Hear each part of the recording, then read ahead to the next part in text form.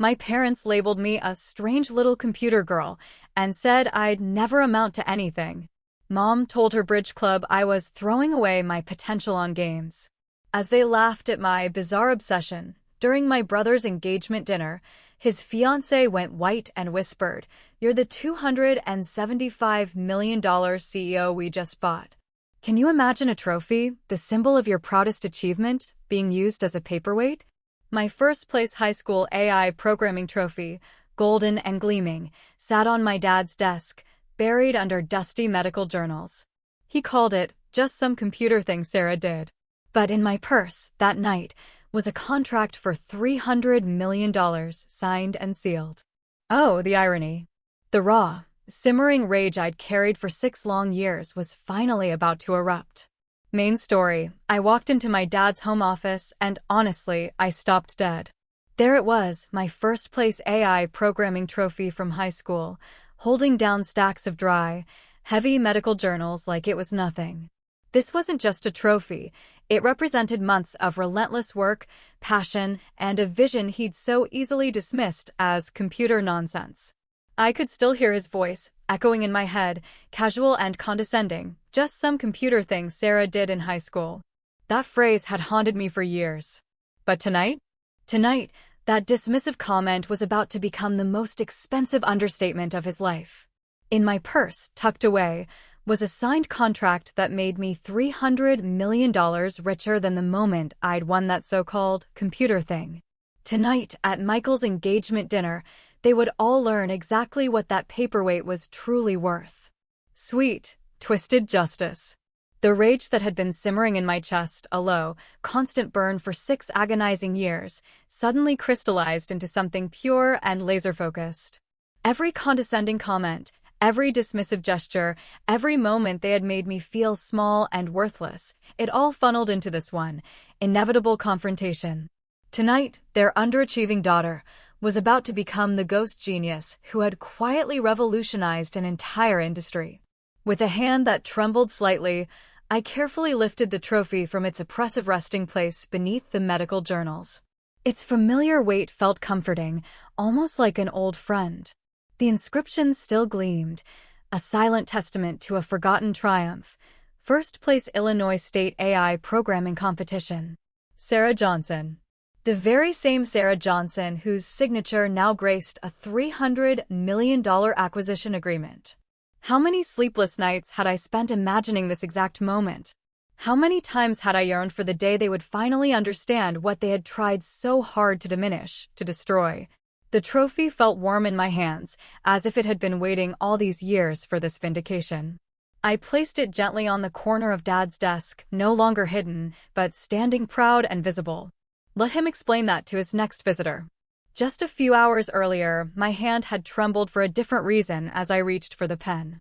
$300 million. The number stared back at me from the acquisition agreement, spread across the gleaming mahogany conference table. Around me, 12 impeccably tailored executives waited in respectful silence. They watched as I prepared to sign away 6 years of my life's work to Urban Dynamics Incorporated, the largest real estate development firm in North America. "Take your time, Ms. Johnson," David Chin, Urban Dynamics CEO, had said. His voice carried the measured patience of someone about to write a check with 9 zeros. I glanced up, out the floor-to-ceiling windows of that 40th floor boardroom. Chicago stretched out below, a breathtaking tapestry of steel and glass, its skyline punctuated by the very smart buildings that my AI platform now managed. Somewhere in that sprawling urban landscape, my parents were probably enjoying lunch, completely unaware that their struggling daughter was about to become one of the youngest self-made female entrepreneurs in AI history. The delicious irony wasn't lost on me. In just 3 short hours, I'd be sitting at Michael's engagement dinner, pretending to be a quiet background character, probably listening to my mother suggest I apply for entry-level positions, all while secretly carrying the weight of a 9-figure exit in my pocket. "Ms. Johnson." Amanda Parker, Urban Dynamics VP of Corporate Development, leaned forward slightly. Her perfectly manicured fingers tapped once against her sleek leather portfolio. "Any final questions before we proceed?" I almost let out a laugh. Amanda had absolutely no idea that in exactly 3 hours and 27 minutes, she'd be shaking hands with my brother across a pristine white tablecloth, introducing herself as his fiancée. She had no idea that the family dinner she'd mentioned postponing for this signing was the very same dinner where I'd planned to sit quietly in the corner, playing the role of the perpetually underestimated younger sister. Life truly has a twisted, utterly unbelievable sense of humor. The weight of the pen in my hand felt profoundly symbolic. With this signature, I wasn't just selling a company, I was buying my freedom. Freedom from hiding. Freedom from pretending. Freedom from shrinking myself to make others comfortable. I pressed the pen to paper and signed my name with steady, deliberate strokes. Sarah Elizabeth Johnson, CEO and co-founder, TechVision AI. The room erupted in polite applause. Handshakes and congratulations followed, but my mind was already racing, catapulting ahead to the conversation I had dreaded and anticipated for years. Tonight, my two vastly different worlds would collide in the most spectacular way imaginable. As I shook David Chen's hand, sealing the deal that would transform TechVision AI into Urban Dynamics' crown jewel, I thought about the long, winding journey that had brought me to this very moment. 6 years of building in secret. 6 years of enduring their pity and condescension. 6 years of waiting, just waiting, for this exact moment. Tonight, everything was about to change. Sarah, computers are a hobby, not a career. Those words, chillingly clear, echoed in my head as I set the signed contract aside. My mind drifted back to where it all began. Highland Park, Illinois, 1998. I was just 8 years old, sitting cross-legged on our pristine hardwood floor, utterly absorbed in the family's new gateway computer, while my brother Michael dutifully practiced violin in the next room. Our house wasn't just a home, it was a monument to achievement. Dr. Robert Johnson's framed medical degrees lined the hallway. Mom's law school diplomas and Bar Association awards dominated her home office. Michael's academic trophies filled an entire bookshelf. And there I was, quietly teaching myself to code basic HTML, while they discussed my concerning lack of focus in hushed kitchen conversations. They weren't cruel parents, not intentionally. They loved me, I truly believe that. But they loved me through the narrow, fear-driven lens of their own hard-won wisdom. That meant steering me away from anything that looked risky, anything unconventional. Technology, to my dad, was unproven, unreliable, chaotic, variables he couldn't control. To my mom, who had clawed her way to the top of a male-dominated law firm in the 1980s, the safest path was always the most conservative one. Dad's obsession with traditional success stemmed from a place of genuine trauma. He'd lost a patient early in his career due to a communication error, a preventable tragedy that solidified his belief that only established, regulated professions could be trusted with important work. Technology represented everything he feared. Mom's fierce commitment to conventional achievement was born from different battles. Victoria Johnson had fought tooth and nail for every promotion, every case, every ounce of respect in a profession that questioned whether women belonged in courtrooms at all. She learned that in a world that doubted women's capabilities, the safest path was the most traditional. The first crack in our relationship appeared when I was 15. I'd spent 3 weeks completely immersed in learning CSS to create an interactive timeline for my history class, staying up until 2 a.m. perfecting the animations and user interface. The project earned me an A+ and incredible praise from my teacher, who called it the most innovative presentation she'd seen in 20 years of teaching. Sarah built a website for her school project. I announced proudly at dinner, showing them my laptop screen, where the timeline sparkled with smooth transitions and embedded multimedia.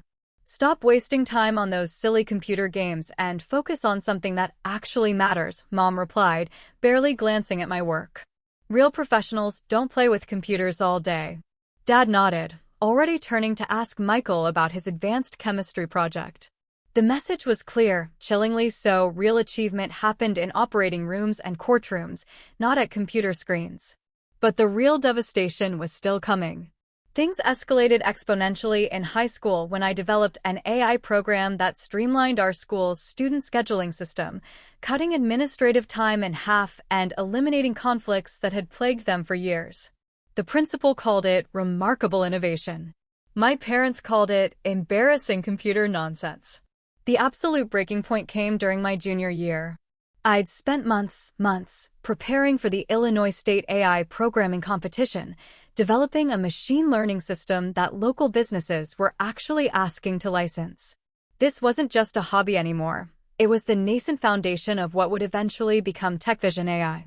I'd wake up at 5 a.m. to code before school, spend every lunch break in the computer lab, and stay after classes until the janitor locked up.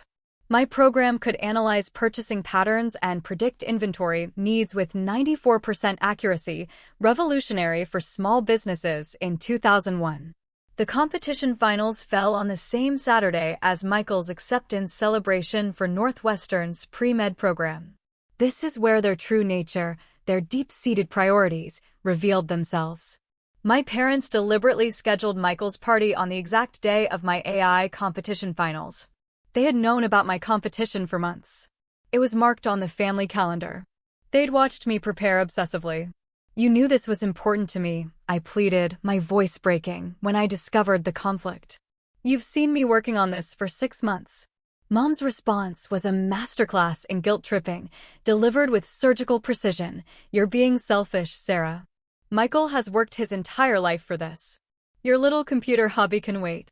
Hobby, my potential breakthrough in machine learning was reduced to a hobby that could wait. The word choice was deliberate, a knife twist.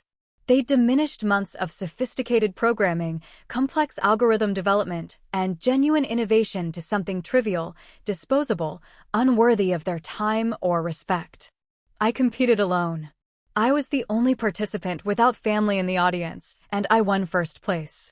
The judges, all professional software engineers from major tech companies, told me I had natural talent and vision that universities would fight over. They handed me business cards, talked about internships and mentorship opportunities that could change my life. I came home clutching my trophy, my heart pounding with a mix of triumph and desperate hope, ready to share my victory with the people who mattered most to me. Instead, I found our house full of relatives, celebrating Michael's acceptance. Aunts and uncles who had driven for hours to congratulate my brother. A catered dinner with all his favorite foods. Champagne toasts to his brilliant future in medicine. My first-place finish warranted a distracted "good job" from Dad before he returned to toasting my brother. That's when I watched him. With a casual indifference that still makes my gut clench, he took my trophy, the physical embodiment of months of work, of my potential future, of my burning passion, and placed it on his desk. As a paperweight. "What's this, Dr. Stevens?" Dad's colleague asked later that evening, picking up the golden figure.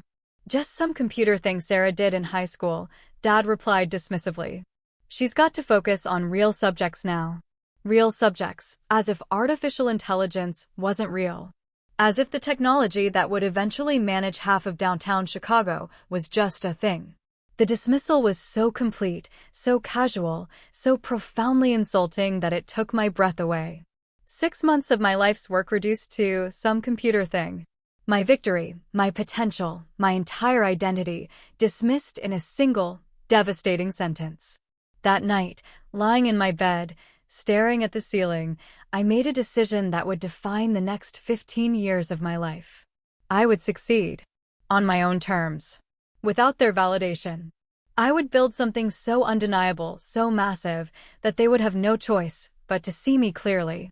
I just had no idea how long that would take, or how much worse their betrayal would become. College applications became a battleground. My parents pushed for Ivy League schools with strong pre-law programs. I applied to state universities with excellent computer science departments.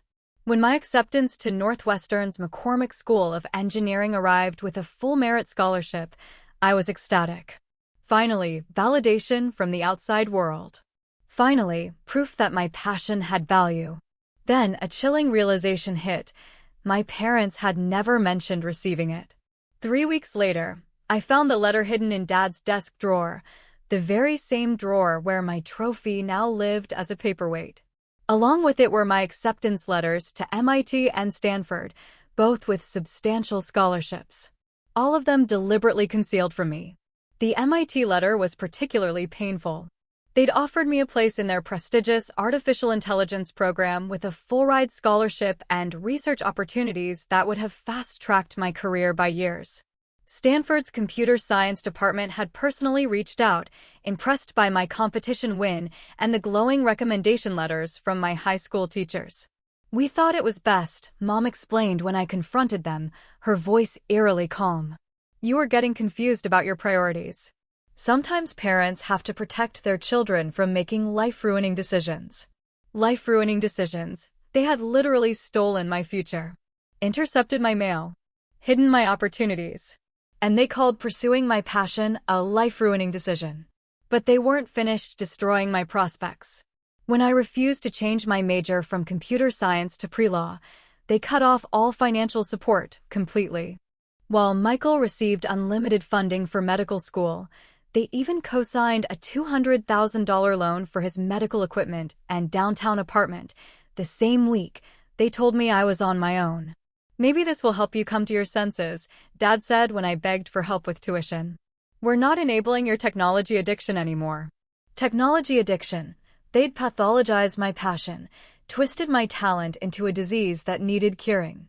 The double standard was breathtaking and deliberate, a cruel weapon aimed directly at my ambition. Michael's medical pursuits deserved unlimited support. My AI research was an addiction requiring intervention. But Mom made it exponentially worse by launching a full-scale reputation destruction campaign. She spread rumors in their social circle that I was wasting my life on computer games and desperately needed an intervention.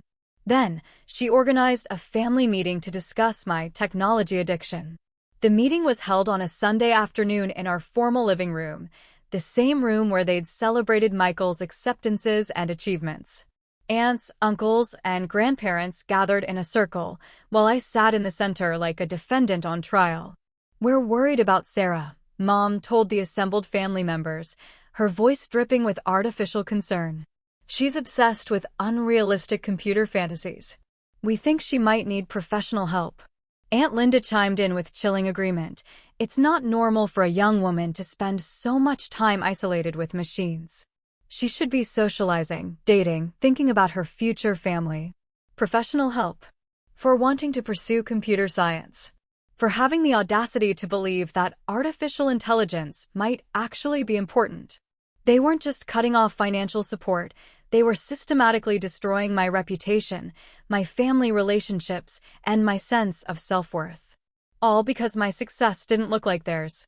Midway subscribe line. By the way, if you're still with me, if this story is hitting home, make sure to hit that subscribe button right now. More unbelievable stories about finding your voice and your power are coming. Main story continues. The isolation was crushing, absolutely soul-crushing, but paradoxically, it was also liberating. I learned, out of sheer necessity, to guard my professional life from people who would never value it. Even as that life grew increasingly remarkable, it remained my fiercely protected secret. I met Emma Rodriguez in my advanced algorithms class at community college.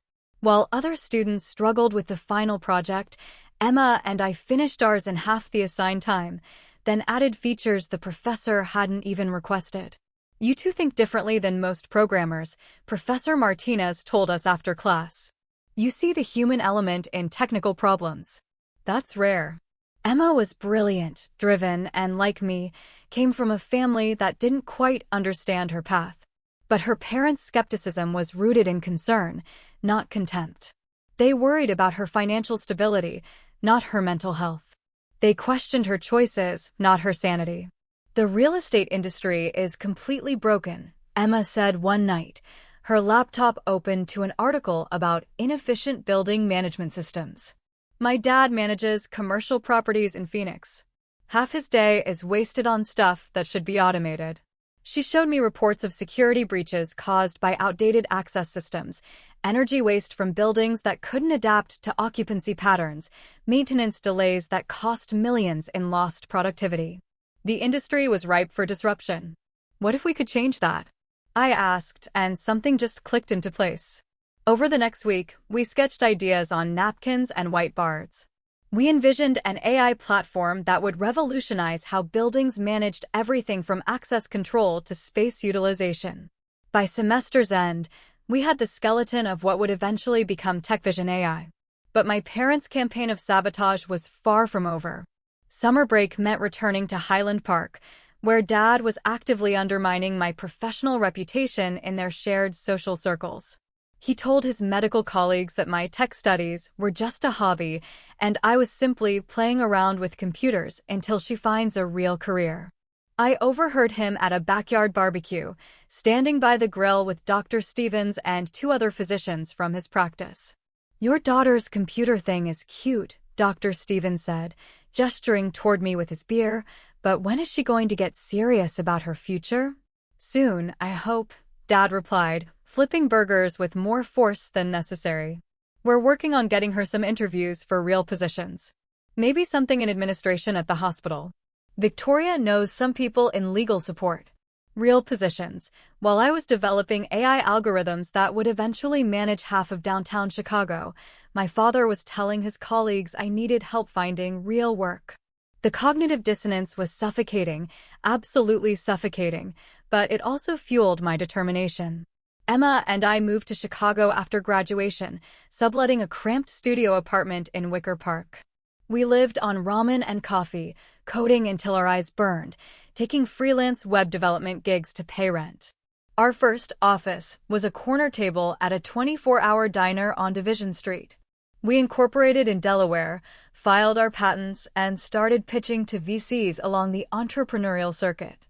The early rejections were brutal. "AI is too theoretical," they said. "Building management isn't sexy. Two college kids can't disrupt legacy real estate." But we persisted. We had to.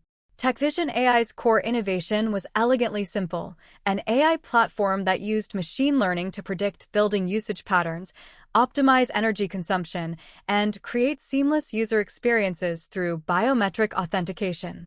Employees could enter buildings, book conference rooms, order food, and access services with a simple fingerprint or facial scan. Building managers could track utilization patterns, predict maintenance needs, and enhance security through real-time AI analytics. What made it truly revolutionary wasn't the individual components. Other companies had pieces of the puzzle. It was the integration.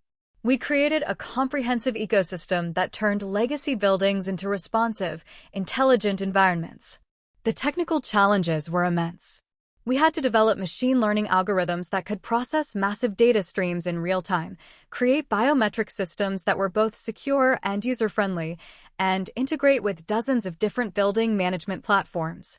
I spent months learning facial recognition technology, studying computer vision libraries, and optimizing neural networks for real-time processing. Emma focused on the user experience, creating interfaces so intuitive that even the most tech-phobic building managers could navigate them effortlessly. Our breakthrough came when we solved the latency problem. Other systems took 3 to 5 seconds to process biometric data. We got it down to 0.3 seconds. That difference transformed clunky inconvenience into seamless magic. Our first breakthrough came through Professor Martinez, who connected us with Janet Chin, a frustrated property manager at a downtown office complex. We implemented a pilot program in her building over a weekend. By Monday morning, her maintenance requests had dropped by 60%.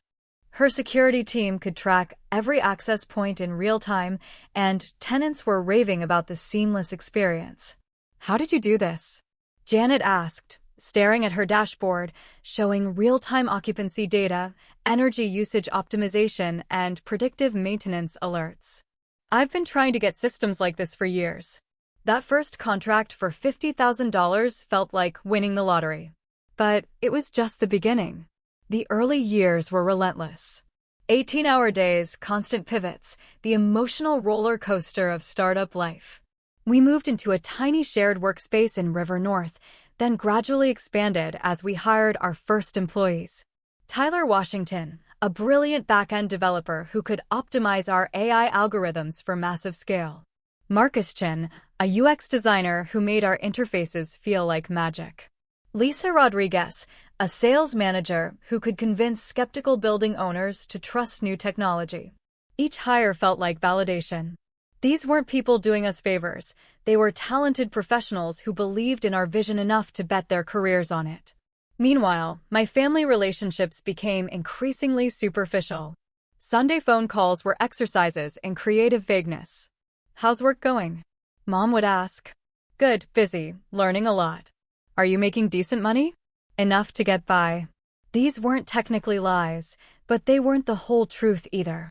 By my 27th birthday, TechVision AI was generating $2 million in annual revenue, managing buildings that housed 30,000 workers daily. I was paying myself a modest salary, choosing to reinvest heavily in the company. So getting by was technically accurate, even as my equity stake grew increasingly valuable. The cognitive dissonance was exhausting. In professional settings, I was a rising star whom industry publications were beginning to notice. At family gatherings, I was still the daughter who'd never quite found her footing. Then came the cruelest moment yet. "Sweetheart, your father's golf partner mentioned that his company might be hiring for their IT help desk," Mom said during one of our calls. "Should I put in a good word for you?" I was sitting in my corner office, looking out over Lake Michigan. Signed contracts worth millions of dollars lay on my desk. My AI platform was managing buildings across 12 major cities. And my mother was offering to help me get a help desk job. "That's very thoughtful, Mom," I managed to say, my voice carefully neutral. "But I'm really happy with my current position." "Of course, but you can't work in support roles forever. You need security, benefits, a real career path." A real career path. I was building the career path for an entire industry. But to her, it wasn't real because she couldn't see it. Tech publications started paying attention to TechVision AI. I was careful to keep a low profile, doing interviews, but requesting photos show only the back of my head or silhouettes. In articles, I was Sarah J., co-founder, or simply TechVision's reclusive CEO. The mystery enhanced our reputation, the brilliant but camera-shy woman revolutionizing prop tech. But it also meant that even our most significant business partners knew me only as a voice on conference calls. "Don't you want more recognition?" Emma asked after I declined another profile opportunity. "You've earned it." "I do want recognition," I admitted, "just not yet, and not from strangers." What I couldn't articulate, even to Emma, was my complicated relationship with validation. I wanted my family to see me, to truly see me, but I wasn't sure I could handle them taking credit for my success, or worse, finding new ways to minimize it once it became undeniable. The breakthrough moment came in early 2021 when the pandemic hit. Suddenly, every property owner needed real-time occupancy data, contactless access systems, and flexible space management. TechVision AI wasn't just useful, it was essential. Our revenue tripled in 6 months. We hired aggressively, moving into a beautiful office space in the Loop with panoramic views of Lake Michigan. Our Series B funding round closed at a $45 million valuation. I could afford a gorgeous apartment in Lincoln Park, but I kept my address vague when family asked. A place near downtown with roommates, I'd say, technically true, since Emma lived 2 floors down. But my parents delivered their final, most devastating betrayal yet. I came home from a successful board meeting to find a voicemail from Mom. "Sarah, honey, I have wonderful news. Your father and I have been talking to some people about getting you set up with better opportunities. We scheduled some interviews for you next week with real companies. It's time to get serious about your future." They'd gone behind my back to headhunters, presenting me as unemployed and looking for real work. They'd scheduled interviews without my knowledge, planning to present it as saving me from myself. But the most twisted part was yet to come. I found out through Michael that they were planning to use my tech connections to help his medical practice get better computer systems. They wanted to leverage my industry relationships for his benefit, completely unaware that I was the tech industry leader they'd been dismissing for years. "Mom mentioned you might know some computer people who could help me set up my practice's electronic systems," Michael said during one of our rare conversations. "She said you've been working in IT support, so you might have connections." IT support. After building what would become a $300 million AI platform, they still thought I was in IT support. The irony was so complete, So breathtaking, it was almost beautiful. Then came the call that would change everything. Urban Dynamics Incorporated reached out through intermediaries in March 2022. They weren't just interested in TechVision AI. They were interested in revolutionizing their entire approach to property management and urban development. They're talking about integration, not just acquisition, Emma said after our preliminary meeting with their representatives. They want to build their next-generation platform around our technology. The numbers being discussed were staggering. Initial conversations suggested a valuation in the $250 to $300 million range. It wasn't just life-changing money, it was family-silencing money. The kind of success that would be utterly impossible to minimize or explain away. The due diligence process began in earnest. Teams of lawyers and accountants crawled through every aspect of our business. Urban Dynamics' leadership team toured our offices, interviewed our employees, and stress-tested our technology platform. Through it all, I maintained my low profile. When Urban Dynamics requested executive interviews, I participated via video call with my camera off. Emma became the public face of TechVision AI, while I remained the phantom architect. They're going to want to meet you in person eventually, Emma warned. You can't stay anonymous through a $300 million acquisition. She was right, of course. But I wasn't ready. Not yet. The final offer arrived on a Tuesday morning in June. $300 million, with earnouts that could push the total value to $350 million over 3 years. There's something else, Emma said carefully after we'd reviewed the terms. Amanda Parker, their VP of Corporate Development, mentioned that she's engaged to a doctor at Northwestern Memorial. Someone named Michael Johnson. My blood ran cold. Michael Johnson? Yeah. She seemed excited about some family dinner next week. Small world, right? Small world indeed. In 7 days, I'd be sitting at my brother's engagement dinner, meeting his fiancée, Amanda Parker. The same Amanda Parker who had spent 3 months conducting due diligence on my company, meticulously analyzing every detail and negotiating the terms of my $300 million exit. The universe, it seemed, had decided it was time for my two worlds to collide, whether I was ready or not. All that remained was signing the papers and facing the consequences. But first, I had some words to prepare. Words I'd been saving for years. Words that would make every weird little computer girl comment, every you'll fail anyway prediction, every dismissive look and condescending smile, utterly, devastatingly worth the wait. Tonight, the freak was going to show them exactly what she'd built while they weren't paying attention. The signature room, on the 95th floor of the John Hancock Building, had been Michael's choice for his engagement dinner. I had to admit, it was perfect. Floor-to-ceiling windows offered panoramic views of Chicago, the kind of place that demanded celebration, success stories, and impressive achievements. Too bad they had no idea what story they'd actually be hearing tonight. I arrived exactly on time, wearing a simple but elegant black dress that had cost more than most people's monthly rent, though my family would never know that. Not early enough to help with arrangements, as Mom had suggested. Not late enough to make an entrance. Just punctual and composed, like the businesswoman I'd secretly become. The hostess led me to our private dining room, where my family had already gathered around an elegantly set table for 12. Crystal glasses caught the ambient lighting, casting prismatic patterns across white linens. The Chicago skyline glittered beyond the windows, its lights reflecting off Lake Michigan like scattered diamonds. Sarah. Michael spotted me first, crossing the room with the easy confidence of someone who'd never questioned his place in the world. I'm so glad you could make it. He embraced me warmly, and for a moment, I felt a pang of something that wasn't quite guilt, more like a quiet nostalgia for the relationship we might have had if he'd ever seen me as an equal, rather than a charity case.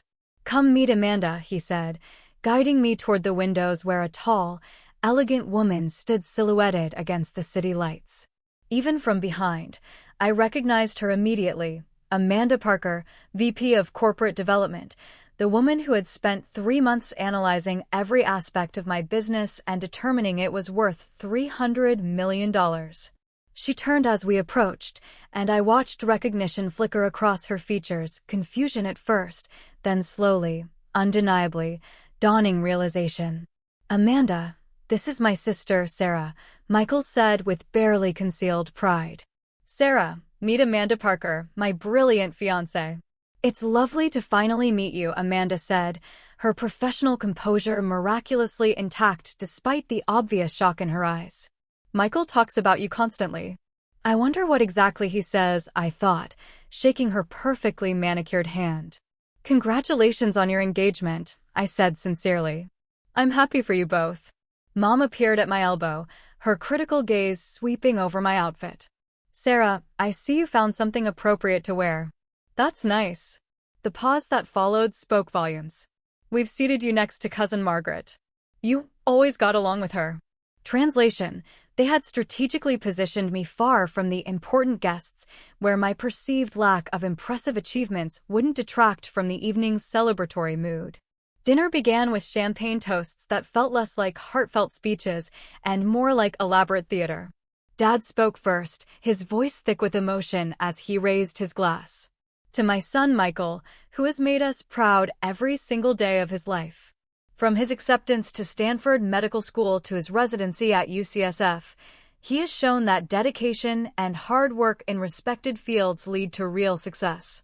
And to Amanda, a brilliant, accomplished woman worthy of him. We couldn't ask for a better addition to our family." Mom's toast followed, a carefully crafted speech highlighting Michael's achievements, from his first science fair victory to his recent promotion to chief resident. She concluded with, "And now he's found a partner equally dedicated to excellence in traditional, meaningful work." To Michael and Amanda. As glasses clinked around the table, I noticed Amanda watching me with growing intensity, as if trying to reconcile the underachieving sister she'd heard about with something she couldn't quite place. The first course arrived, seared scallops with truffle oil, and conversation flowed around me like water around a stone. I fielded the usual questions about my job situation with practiced deflection. "I work in property technology," I told Cousin Margaret. "Data management and system integration." "Oh, that sounds technical," she replied with the same tone one might use to discuss a minor illness. "Is there room for advancement in that field?" Before I could answer, Uncle Jim leaned across the table. "Sarah, Michael mentioned you might have a lead on a position at Apple. That would be quite a step up." "A step up?" I took a careful sip of wine, acutely aware of Amanda's eyes boring into me. In my purse was a signed contract, making me one of the youngest female entrepreneurs to exit an AI company for 9 figures. But to my family, a hypothetical entry-level position at Apple would represent success. "I'm actually quite satisfied with my current work," I said simply, a hint of steel in my voice. Dad overheard and joined the conversation with his usual paternal concern. "Sarah, there's no shame in accepting help to get your foot in the door somewhere respectable. We all want to see you succeed in something real." Somewhere respectable, something real. The irony was almost physically painful. From across the table, Amanda's stare intensified. Recognition was dawning in her eyes like sunrise breaking over Lake Michigan. "Sarah," she said, during a lull in conversation, her voice cutting through the ambient noise of clinking glasses and polite laughter. "Forgive me, but is your last name Johnson?" The table quieted. Michael looked confused. "Of course it is, Amanda. She's my sister." Amanda set down her fork with deliberate precision. "You're Sarah Johnson from TechVision AI." And there it was. The moment I'd both dreaded and anticipated for years. "Yes," I said simply, meeting her gaze steadily. "Wait," Amanda continued, her professional demeanor cracking slightly. "You're the Sarah Johnson?"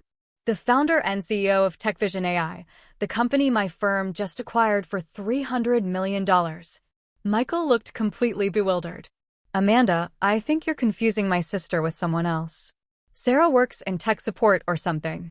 Amanda turned to stare at him in disbelief. "Michael, I've been negotiating this acquisition for 3 months. Your sister just became one of the most successful AI entrepreneurs in the country." She looked back at me, a stunned realization dawning. I can't believe I didn't connect it. "You always talked about your sister Sarah, but Johnson is such a common name." And the ghost genius was this mysterious figure. We barely saw you in person during negotiations. The ghost genius? Dad repeated weakly, his wine glass halfway to his lips, frozen in shock. That's what the industry calls her, Amanda explained, her voice now filled with professional admiration. The brilliant CEO who revolutionized building management while maintaining complete privacy. Now I understand why. The silence that followed was absolute. Dad froze. Mom's hand fluttered to her pearl necklace. Michael just sat there, processing the shattering fact that every piece of career advice he'd ever given me had been directed at the CEO of a 9-figure company. And that's when 6 years of suppressed rage finally erupted. Wait, so all those times I offered you advice about getting a real job? Michael's voice trailed off, the full, crushing impact hitting him. I was talking to the CEO of a $300 million company? Is this true? Dad finally managed, his voice barely above a whisper.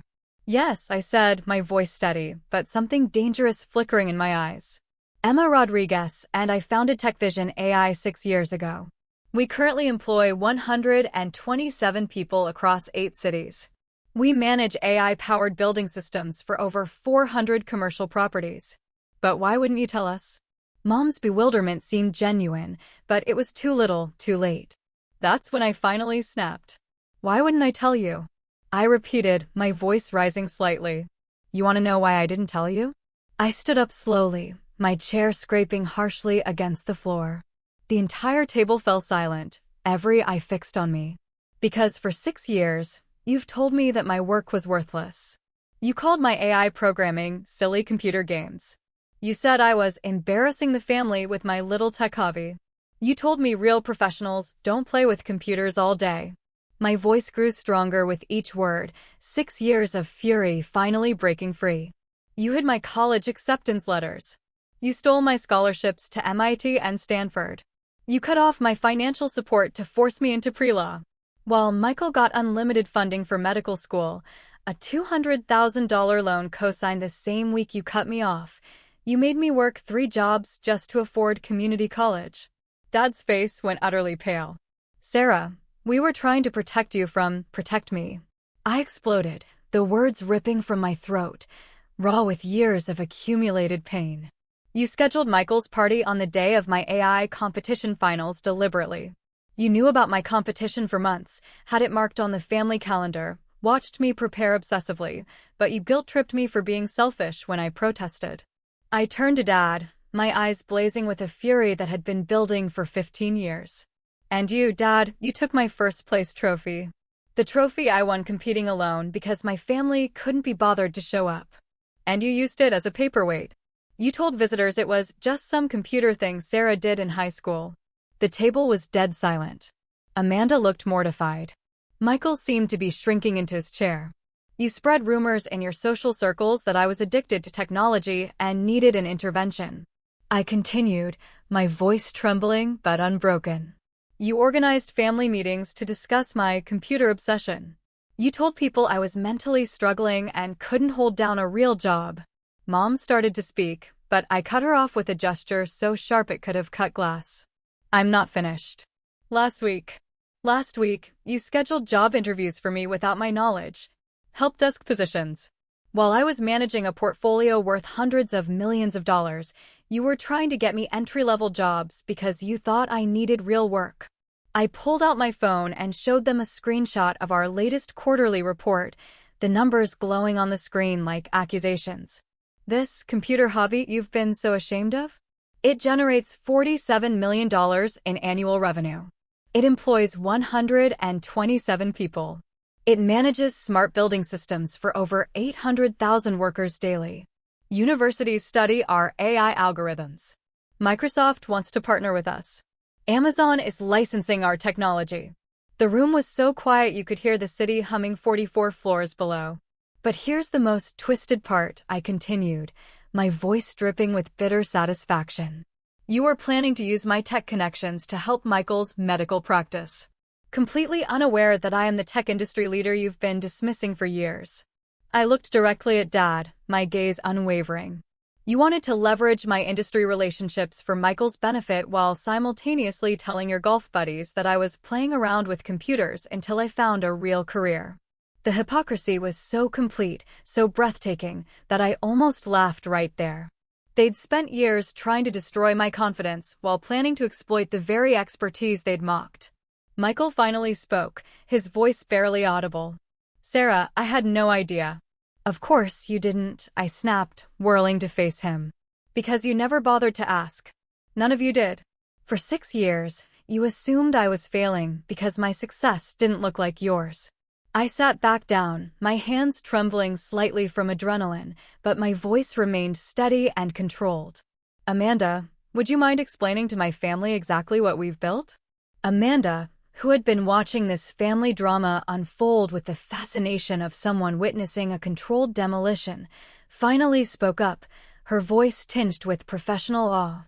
"Your platform revolutionized building management efficiency by 73% across our test portfolio. The AI integration capabilities are light years ahead of anything else in the market. You've essentially created the neural system for smart cities. It's why we were willing to pay such a premium." $300 million, Dad repeated the number, like a prayer or perhaps a curse. Amanda nodded, still processing the surreal nature of the situation. "The acquisition closed this morning. Your sister just engineered one of the largest AI exits in Chicago history." "But Sarah works in IT support," Michael said weakly, as if saying it aloud might make it true.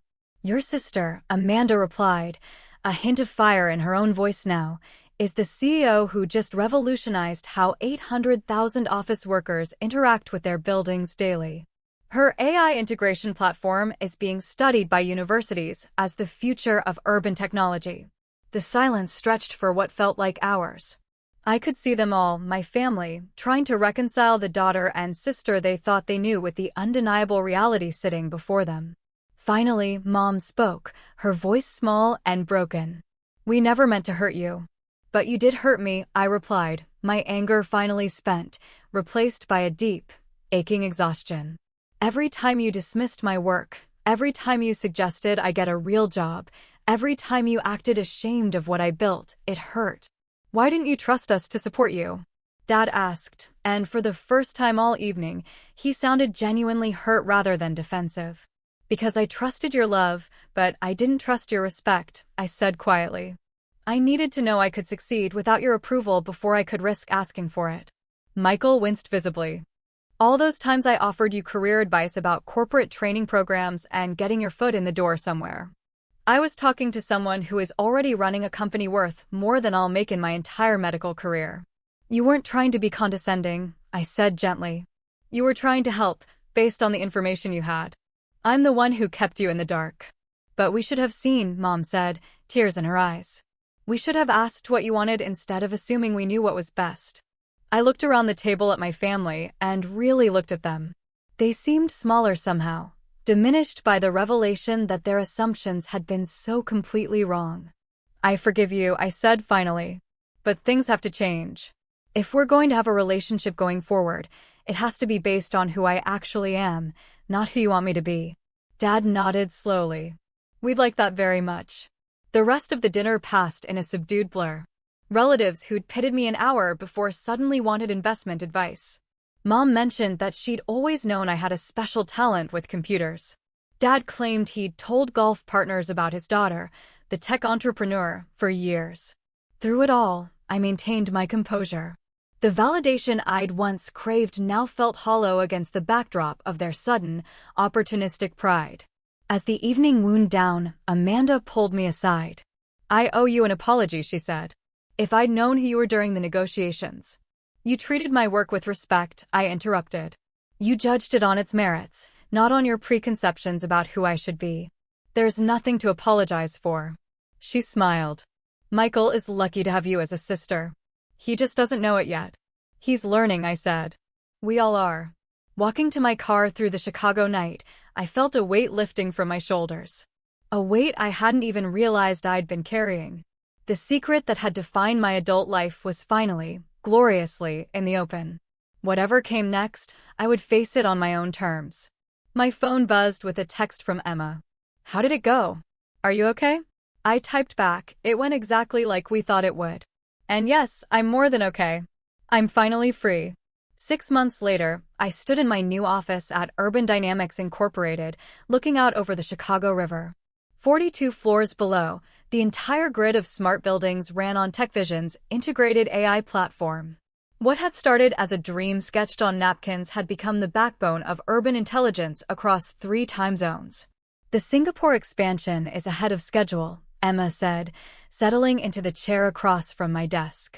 As Chief Technology Officer for Urban Dynamics Smart Cities Division, she'd overseen our platform's international rollout with characteristic precision. They want to implement our system across 12 buildings in their financial district by Q2. And the London partnership? Signed this morning. 17 properties in Canary Wharf, full AI integration. The mayor's office is even interested in citywide implementation. I smiled, spinning my chair to face the windows. TechVision AI wasn't just a Chicago success story anymore. We were reshaping how humans interacted with urban environments on a global scale. Buildings across 4 continents now used our technology to create seamless, intelligent experiences for over 800,000 people daily. My relationship with my family had found its own equilibrium. The initial shock had given way to a more complex, often awkward, but ultimately genuine process of rebuilding relationships on new terms. It hadn't been smooth. There had been uncomfortable conversations, lingering hurt feelings, and moments when old patterns threatened to reassert themselves. But it had been real. My parents had struggled initially with what my success meant for their worldview. Dad had gone through what I could only describe as an identity crisis, questioning his deeply held assumptions about stable career paths and traditional achievement. Mom had oscillated between defensive pride and genuine attempts to understand the technology industry. The breakthrough had come during a family dinner 3 months after the revelation. Michael had invited everyone to his apartment to celebrate his residency match. For the first time in years, the conversation hadn't centered around achievements and comparisons. "I've been thinking about what you said," Dad had told me over dessert, "about us never really asking what you wanted. I realized I spent so much time trying to protect you from failure that I never learned to recognize your success." It wasn't a complete apology, but it was a start. Mom's transformation had been more gradual. She'd started taking online courses in business technology, reading industry publications, and asking genuine questions about my work. Last week, she'd sent me an article about AI innovations with a note. "This reminded me of what you and Emma built. I'm starting to understand why it matters." Michael's adjustment had been the most dramatic.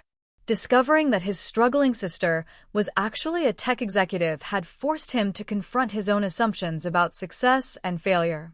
"I keep thinking about all the times I offered you career advice," he'd said during one particularly raw conversation. "How condescending I must have sounded." "You weren't trying to be condescending," I'd replied. "You were trying to help, based on the information you had. I'm the one who kept you in the dark." "But why did you not trust us?" That question had taken me weeks to answer honestly. I trusted your love, but I didn't trust your respect. I needed to know I could succeed without your approval before I could risk asking for it.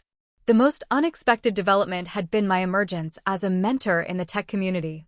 Once a month, I hosted workshops for young women in STEM fields, sharing not just technical knowledge, but the emotional resilience needed to pursue unconventional paths.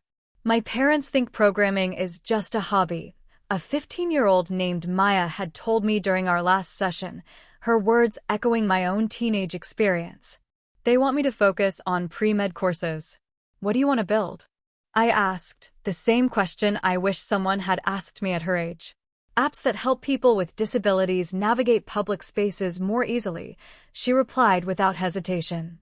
"My little brother has autism. I see how hard it is for him to feel comfortable in crowded places." "Then build them," I said, offering her the same fierce encouragement I'd had to give myself. "Find people who believe in your vision, even if they're not your family. And keep the door open for your parents to understand later." These sessions reminded me why I'd fought so hard to build TechVision AI in the first place. Technology wasn't about the money or the recognition. It was about creating solutions that made people's lives better. My phone buzzed with a calendar reminder: dinner with family, 7 p.m. These monthly gatherings had become a treasured tradition, something I would have found unimaginable a year ago. Heading out early? Emma asked, noticing me packing my laptop. Family dinner. Michael's cooking, which means Amanda's probably bringing backup takeout. How are things with them now? I considered the question. Different. Better. Real for the first time in years. That evening, I drove to Michael and Amanda's apartment in Lincoln Park. It was a beautiful space they'd chosen together, reflecting both their personalities. The walls featured medical awards alongside technology industry recognition, a visual representation of how our family had learned to expand its definition of achievement. Sarah. Michael opened the door, flower in his hair and an apron reading, "Trust me, I'm a doctor. I only set off the smoke alarm once tonight." Progress. I laughed, embracing him. Amanda appeared from the kitchen, carrying a bottle of wine and looking amused. I may have ordered pizza as backup. Your brother's ambitious, but not always realistic about his culinary skills. Smart woman, I said. That's why you're perfect for him. Mom and Dad arrived shortly after, both looking more relaxed than they had in months. Dad had been reading business magazines to better understand my industry. Mom had started following tech news and occasionally sent me articles she found interesting. How was the board meeting today? Dad asked as we settled around their dining table. 6 months ago, he wouldn't have known I attended board meetings. Now he asked specific questions about quarterly projections and market expansion. Productive. We approved the funding for our mental health initiative. AI building systems that can detect stress patterns and adjust environmental factors to improve well-being. That sounds like it could help a lot of people, Mom said, and I could tell she genuinely meant it. Over dinner, Michael's surprisingly edible chicken parmesan, thankfully supplemented by Amanda's backup pizza, the conversation flowed naturally. We talked about my work, Michael's medical cases, and family news. For the first time in years, I didn't feel the need to downplay my achievements or navigate around uncomfortable topics. I have an announcement, I said as we finished dessert. Forbes wants to feature me on their cover. "The Ghost Genius Steps into the Light" is the proposed headline. That's incredible, Amanda said, raising her wine glass. A cover story? Our daughter on the cover of Forbes, Mom said wonderingly. Robert, do you realize what this means? It means we raised an extraordinary woman, Dad replied, looking directly at me. It just took us too long to recognize it. The moment could have felt like hollow validation, coming only after undeniable proof of success. But it didn't. It felt like healing. Like the beginning of relationships built on who we actually were, rather than who we pretended to be. There's something else, I continued. I'm starting a foundation, Hidden Potential. It'll provide mentorship and funding for young women pursuing unconventional paths in STEM fields. Like what you wish you'd had? Michael asked, understanding immediately. Exactly. Nobody should have to build their dreams in complete silence. Count us in, Amanda said immediately. Whatever you need. Board positions, funding, connections. We'd like to help, too, Mom added. I may not understand all the technical aspects, but I understand the importance of supporting young women's ambitions. As the evening wound down, I found myself standing on their balcony with Michael, looking out over the city lights. So many of those buildings now use TechVision technology, creating seamless experiences for thousands of people every day. I owe you an apology, he said quietly. A real one. For years of treating you like someone who needed fixing instead of someone who was building something incredible. You don't owe me anything, I replied. We were both trying to navigate a family that had very specific ideas about success. You happened to fit those ideas, and I didn't. But I should have seen you, really seen you. You see me now. That's what matters. We stood in comfortable silence, watching the city pulse with life below us. Somewhere in that urban sprawl, a teenager was probably teaching herself to code in her bedroom, dreaming of building something that would change the world.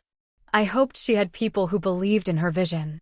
If not, I hoped she'd find them or find her way to one of our hidden potential workshops. You know what's funny? Michael said eventually. What? I spent my whole life trying to make Mom and Dad proud by following their path. You made them proud by creating your own. I smiled. Different kinds of courage, I guess. Yeah, but yours was harder. Maybe it was, I conceded. But it had also been mine. Completely, authentically mine. And that made all the difference. Ending, reflective moment. Later that night, back in my apartment, I stood on my balcony overlooking Lake Michigan. The water reflected the city lights like scattered diamonds, each one representing someone whose life had been touched by the technology we'd created. My phone buzzed with a text from Emma, saw the Forbes announcement on social media. Ready to be famous. I typed back, ready to be seen. Tomorrow, I would wake up as Sarah Johnson, CEO of Urban Dynamics Smart Cities Division, Forbes cover story, founder of Hidden Potential. But tonight, I was simply someone who'd learned that the best validation comes from within, and that sometimes, if you're patient and persistent enough, the people you love most will learn to see you clearly, too. The city stretched out below, full of smart buildings that would make tomorrow a little easier for hundreds of thousands of people. Not bad for a girl who'd once been told that computers were just a hobby. Success, I'd learned, wasn't about proving others wrong. It was about proving yourself right. And sometimes, if you build something undeniable enough, the world, including your family, will have no choice but to see you for who you really are. Call to action. What do you think about Sarah's story? If you were in her position, would you have kept building your dreams in silence until they were too big to ignore? Or would you have demanded recognition from the start, even if it meant facing dismissal? Have you ever felt invisible to a family that just didn't get what you do? Share your thoughts in the comments below, I really want to know. And don't forget to follow for more stories about finding your true worth, building success on your own terms, and the courage to stay authentic even when the world expects you to be someone else. Remember, the best validation comes from within, but it's never too late for the people you love to learn to see you clearly.